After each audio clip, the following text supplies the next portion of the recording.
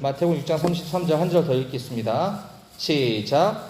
그런즉 너희는 먼저 그의 나라와 그의 의를 구하라. 그리하면 이 모든 것을 너희에게 더하시리라. 아멘. 오늘 우리에게 주신 말씀 위해서 제가 기도하고 함께 말씀 나누도록 하겠습니다. 하나님 아버지 감사합니다. 오늘 우리 귀한 BBB 양재 공동체 우리 동역자들과 함께 모여 하나님을 경배하고 또 말씀을 공부하고 또 이 시간 우리 공동체와 각 사람에게 주신 말씀을 듣습니다. 전하는 자의 모습은 드러나지 않게 하시고 오직 이 시간에 하나님의 말씀만 선포될 수 있도록 역사하여 주시옵소서. 모든 걸 다 주님께 맡겨드리고 예수님의 이름으로 기도했습니다. 아멘. 네, 오늘 본문은 사실 19절부터 마지막 절까지 보려고 하는데요. 우리 너무나 잘 아는 말씀이고 수도 없이 보아왔던 말씀일 겁니다.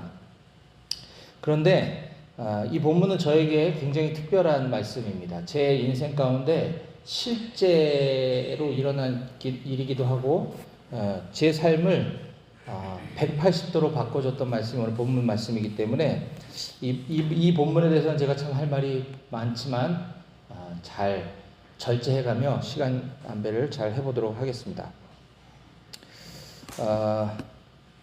오늘 저는 그 사복음서 연속으로 지금 시간 순서대로 사복음서를 섞어서 지금 말씀을 나누고 있는데, 지난번 메시지 시간에는 이제 부흥의 전달자라는 에즈벨 부흥에 대해서 좀 다른 특별한 메시지를 나눴고, 오늘은 다시 이어서 사복음서 지금 46번째 오늘 말씀 나누도록 하겠습니다. 오늘 본문의 제목을 저는 하나님께 지금 무엇을 구하고 있습니까? 라는 제목으로 말씀을 전하려고 합니다. 함께 따라해 볼까요?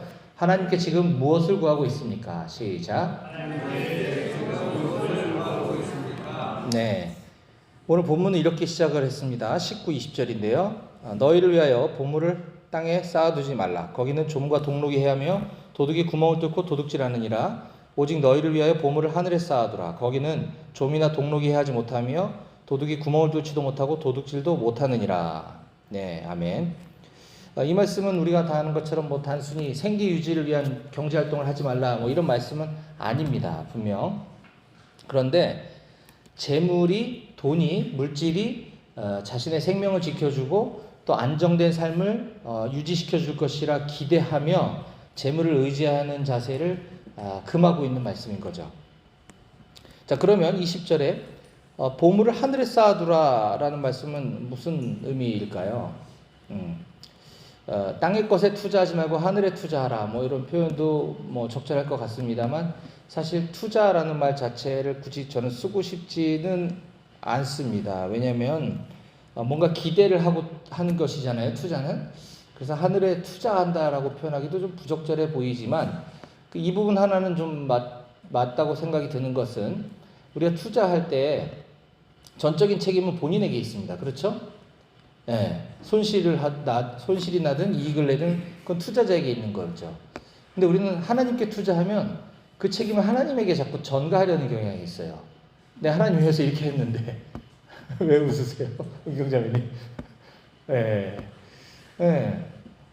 우리 이 재정을 하늘에 투자하라고 어렴풋이 알고 있는데 그 책임을 하나님께 자꾸 전가시키려고 하면서 나 이만큼 했고 이만큼 드렸다라는 것을 주장을 하든 아니면 속으로 생각을 갖고 있든 하는데, 사실 그건 옳지 않은 태도다. 오히려 더 하나님 나라를 위해서 내가 뭐 시간이든 물질이든 뭐 나의 에너지든 이런 것이 뭐 투자 말고 좋은 단어 있으면 나중에 저한테 좀 가르쳐 주십시오.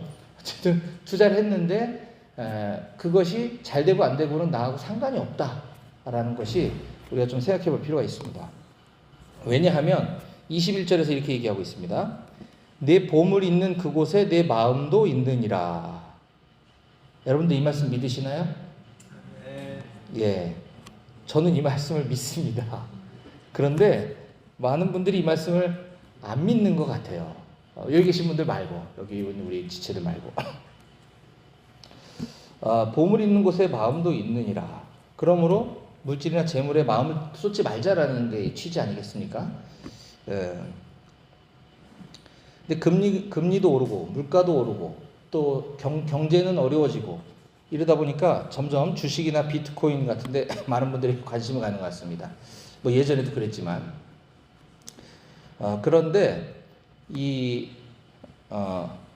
주식이나 비트코인을 잘 절제하면서 할 수 있는 사람이 과연 있는지도 제가 잘 모르겠습니다. 물론 그것이 나쁘다는 건 아닙니다. 우리가 경제수단 중에 또 재테크의 한 방법이긴 하지만 그런데 하다 보면 자꾸만 그쪽으로 마음이 쏠리게 되는 것을 저는 경험했습니다. 여러분들은 안 경험하셨나요? 경험했습니다. 감사합니다. 저만 잘못 살았는지 알았더니 예, 이 말씀에 저는 그것을 우리에게 가르쳐주고 있다고 생각하는데요. 참 부끄러운 얘기지만 비트코인이 한창 이렇게 막 그 관심, 사회적 화두로 떠오르던 시절이 한 3, 4년? 4, 5년 전쯤이었던 것 같아요. 맞죠? 예, 그때 이렇게 막 오를 때 부끄럽지만 저도 금융권에 종사한다는 스스로의 합리화로 비트코인이 뭐야 도대체, 다 비트코인 하는데 나도 좀 공부해봐야겠다. 말은 이렇게 했습니다. 공부해야 되겠다. 근데 뭐 제가 여러분 알다시피 뭐 큰 돈이 있는 건 아니지 않습니까? 그래서 그냥 소액으로 이렇게 하다가 한 100만 원 했나? 뭐 100 얼마 했나? 하여튼 잘 기억도 안 나요. 근데 이게 자꾸 이렇게 바꿔가면서 그래프 보면서 이렇게 막 하는 게 쏠쏠한 재미가 있더라고요. 그리고 또 막 오르네 이게. 그러니까 금액이 얼마 크지도 않지만 처음에는 이거 그냥 공부하겠다고 하고 나는 이거 잃어도 괜찮아. 뭐 큰 금액 아니니까 이렇게 스스로를 속였던 거죠. 그런데 아침에 눈을 뜨면 제일 먼저 말씀 앞에 앉는 게 아니라 스마트폰을 열어보고 있는 제 모습을 보면서 이게 혐오스럽더라고요. 내가 지금 뭐 하고 있는 거지? 예. 그러니까 알게 모르게 틈만 나면 핸드폰 보고. 그러니까 이게 사람 심리가 더 큰 돈을 투자했으면 더 했을 것 같아요. 근데 금액이 크고 작은 문제는 아니었던 것 같아요. 제 경험상. 오르면 오를수록 더 올랐는지 관심 거기다 갖게 돼요. 떨어지면 또 조마조마해서 또 더 떨어졌나 확인해 보고. 매일 큐티보다 비트코인에 더 관심을 먼저 갖고 있는 제 모습을 보고 깜짝 놀랄 것도 없습니다. 원래 그런 사람이니까. 그래서 이거 하면 안 되겠다. 그래서 제가 다 털고 이제 그만했던 기억이 있습니다. 그런데 우리 안에 이런 마음이 있는 것 같아요. 난 다 알아. 무슨 말인지 다 알아. 이 말씀 내 보물이 있는 곳에 내 마음도 있느냐 다 알아. 근데 나는 그런 거 다 절제할 수 있어. 나는 걱정 안 해도 돼. 스스로에게 이렇게 속이고 있는 목소리가 있는지 한번 살펴봤으면 좋겠습니다. 꼭 주식이나 비트코인에 한정하는 것이 아닙니다. 하나님보다 내가 먼저 관심 갖고 있는 그 무엇이든 마찬가지인 것입니다.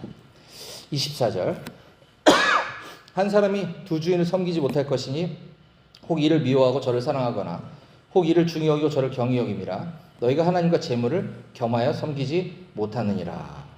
네, 예수님께서는 한 사람이 두 주인을 동시에 섬길 수 없다라고 얘기하시면서 하나님과 재물 이렇게 특정하셨습니다.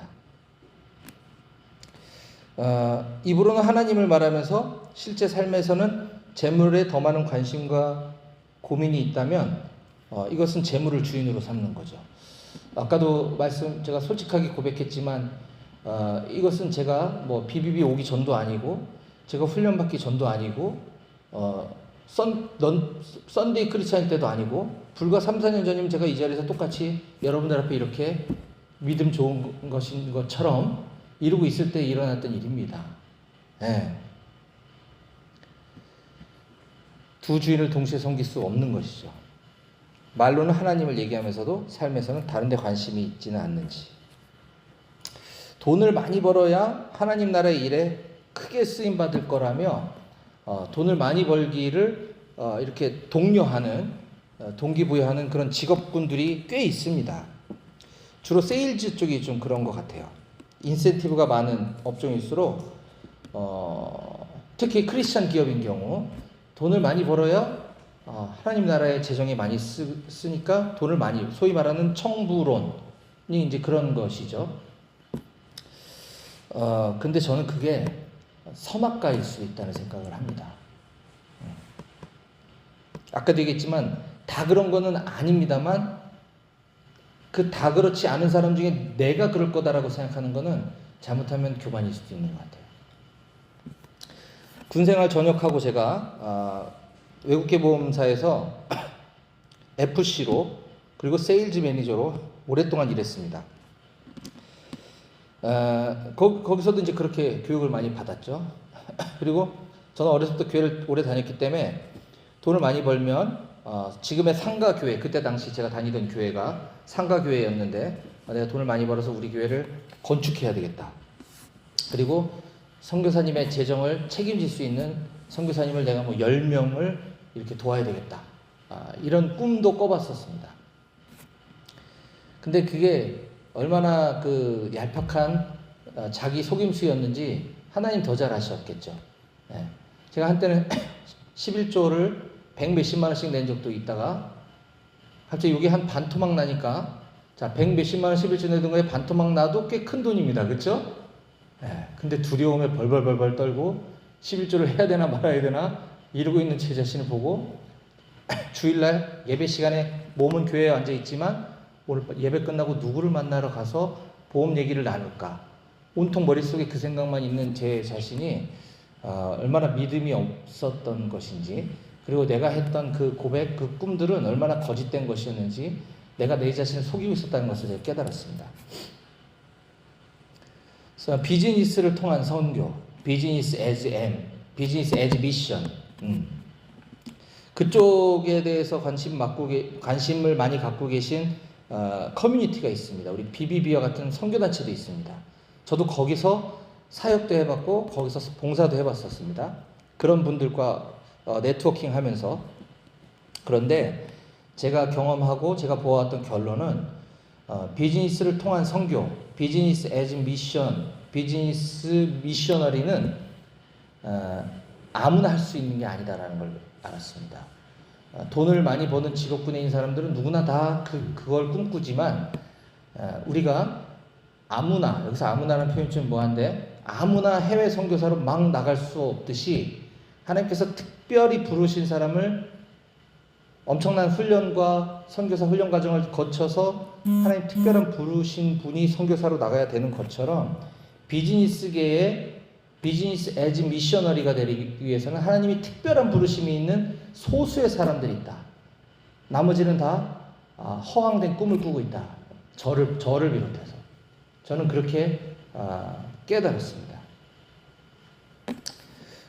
제가 우리 모임에서 얘기한 적이 있는지 제가 잘 헷갈리는데, 제가 여기저기 다니면서 많이 얘기하고 뭐 글도 많이 쓰고 이래가지고 헷갈리는데, 뭐 들으셨어도 또 들으십시오. 기독교 서적 중에 베스트셀러, 스테디셀러 중에 한 권인 왕의 제정이라는 책이 있습니다. 왕의 제정. 읽어보셨나요, 여러분? 전 읽어봤습니다. 네. 그 옛날 예수전도단, 그 책 제목 안 적었으면 좋겠습니다, 저는. 이 책 혐오합니다. 네. 전 예수전도단 간사 출신이셨던 김미진 간사님이 쓴 왕의 제정이라는 책인데요. 이거 관련한 세미나도 많이 있는 걸로 알고 있습니다. 많은 크리스찬들이 거기에 열광을 해요. 오죽했으면 그 책이 베스트셀러겠어요. 제가 다 읽어보고 나서 느낀 결론은 마음이 너무 아프고 분노가 치밀었습니다. 이거는 그냥 기복주의를 부추기는 책이다. 하나님 나라의 재정 원칙은 그런 게 아닌데, 그분은 그렇게 경험했을 수 있습니다. 그분의 경험을 저는 존중해요. 그런데 그걸 여러 가지 성경 말씀을 끌어다 갖다 붙여서 이걸 객관하고 원칙처럼 만들어서 부추기는 것은 기복주의를 또 다르지 않다라는 것이죠. 이건 바로 하나님과 재물을 겸하여 섬기는 마음에 불과하다라는 것입니다. 이건 뭐 아시는 분들은 아시지만 이제 새로 오신 분들도 많으니까, 제가 그렇게 군생활 전역 이후에 세일즈를 통해서 돈도 많이 벌 때도 있었고, 뭐 그런 거창한 꿈을 꾸다가 하나님께서 이제 저를 하도 그냥 내비두기에 답답하셨었던지 이제 저 자신의 본 모습을 깨닫게 하시고 저를 이제 광야 가운데로 이렇게 낮추실 때, 그때 하나님 저를 만나 주셨는데, 그때 제가 그 다니던 세일즈 보험회사, 외국계 보험회사에서 이제 더 이상 리크루팅도 힘들고 매니지먼트도 힘들고 또 우리 팀이 세일즈도 힘들고 이러면서 계속 본사에 불려다니면서 대책 보고하고 경고받고 이러다가 이제 결국은 쫓겨나기까지 될 지경까지 가도록 제 수입은 점점 곤두박질 쳤고 저는 거기서 살 방법을 모색하고자 보험 비교 사이트라고 하는 걸 만들어서 유료로 제가 이제 비즈니스를 또 이렇게 연결시킬 수 있는 비즈니스를 하다가 여기에 돈을 엄청 이제 꼬라박고 빚이란 빚이 이제 완전 산더미까지 차서 더 이상 빚을 낼 수 없을 지경까지 이르렀을 때 저희 집에는 법원에서 압류 통보까지 이제 왔었습니다. 그래서 저희 그때 5식구 어머니 모시고 살고 있었고 아내와 저와 아들 둘 그리고 그때 뱃속에 하진이가 있었나? 없었구나. 네, 그때는 없었는데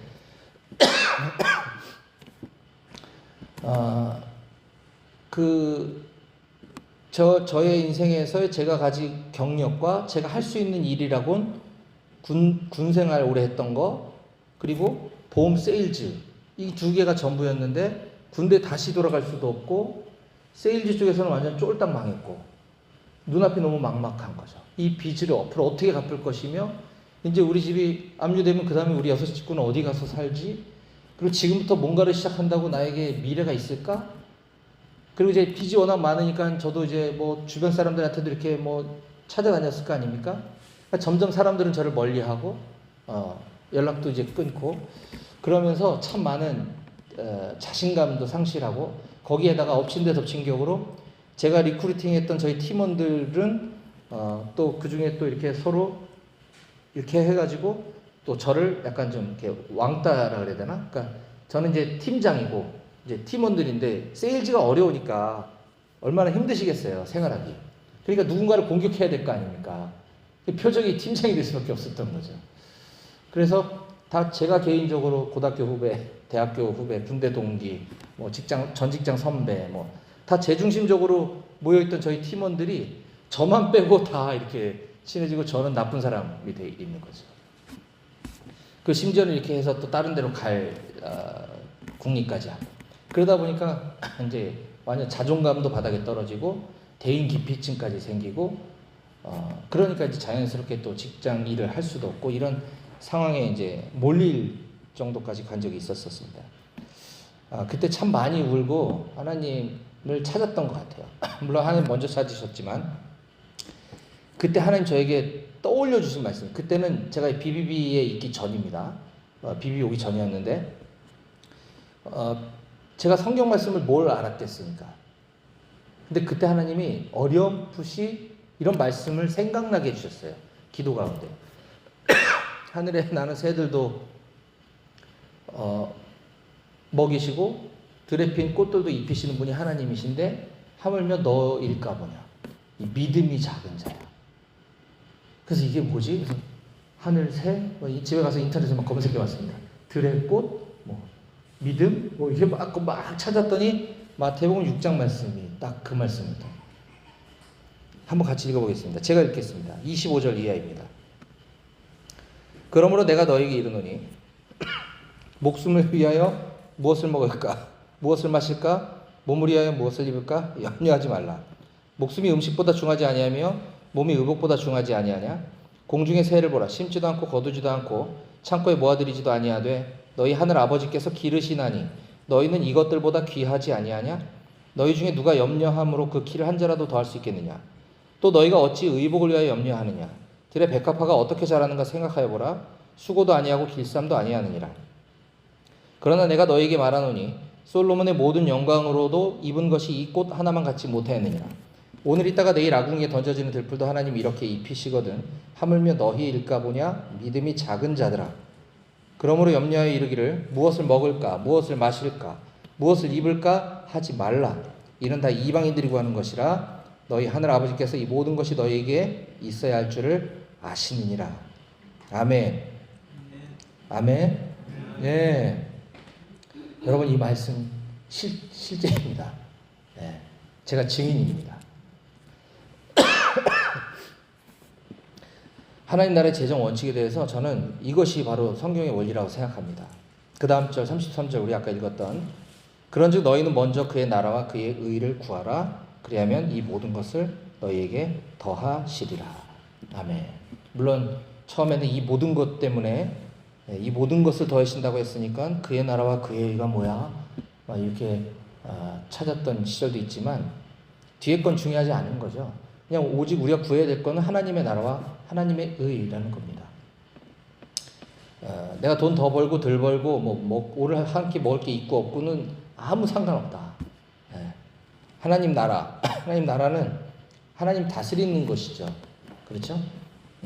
하나님 나라는 하나님이 내 삶의 주인 되시고 내 인생의 통치자 되시는 삶을 구하라는 거죠. 우리가 비비에서 배우는 주제권이 그거 아닙니까? 우리가 어디서 무엇을 하든지 하나님께 내 인생을 맡기고 내 인생의 주인 삼으며 살아가는 것, 이것이 하나님 나라를 구하는 삶이고요. 그의 의를 구하라. 그의 의는 하나님의 의죠. 하나님의 의는 뭡니까? 예수 그리스도죠. 로마서 1장 17절에 복음에는 하나님의 의가 나타나서 믿음으로 믿음에 이르게 하나니 기록된 바 오직 의는 믿음으로 말미암아 살리라 함과 같으니라. 아멘. 그의 의는 예수 그리스도입니다. 우리가 구할 것은 주제권, 중심 대신 그리스도. 여기서 많이 들어본 거 아닙니까? 수레바퀴? 결론이 이거라는 거죠.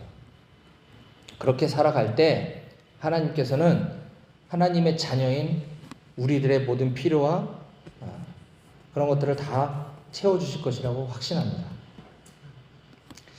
저는 앞서 제가 이런 오랜 재정 훈련을 하나님께 받았다고 했지만 지금도 여전히 연약합니다. 그래서 제가 몇 년 전에 비트코인을 빠졌다고 할 것까지는 아니지만 제 마음은 빠졌던 거나 마찬가지인 거죠. 그럼에도 불구하고 계속 이렇게 말씀 앞에 설 때마다 오늘도 오늘 하루도 조심하려고 노력하고 있습니다. 우리 모두 그렇게 노력했으면 좋겠고요. 제가 어제 이제 단톡방에 잠깐 이제 글을 올렸지만은 제가 섬기는 백오교회가 저의 의지와 또 상관없이 여기서 저의 의지란 아마 저의 귀차니즘이었던 것 같습니다. 군인교회는 지금 비가 새서 누수가 바닥에 비가 오면 물이 새고 있는데 제가 하기 싫은 거죠. 귀찮은 거잖아요. 그런데 그냥 하나님이 하셨어요. 하실 수밖에 없도록.